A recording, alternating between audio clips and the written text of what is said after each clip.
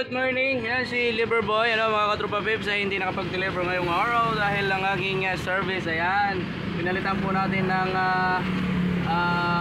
radiator, no? Dahil nung nakaraan ay yung radiator niya ay nasira. Tapos pinagawa po natin, lang delivery lang po ay nasira din po ulit. Kaya binilan po natin ng bagong radiator. Ayan, binilan po natin sa Roa City kahapon, ano? Ngayon, nilagay po natin ngayon. Bago po siya, brand new po. Buti, thank you kay Boss Boy. Boy, hi muna. Hi. Yan, thank you so much kay Boss Boy. Yan, tumulong po sa atin.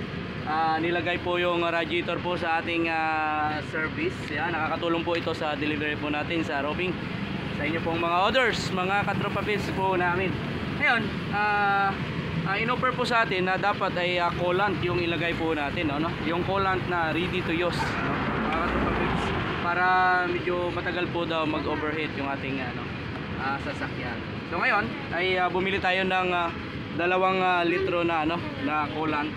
Ilalagay po natin ngayon sa bago po nating radiator. Isubukan po natin mamaya. So yan, sa mga kaibigan po namin na laging nakasubaybay po sa aming mga vlog, ingat po kayo palagi.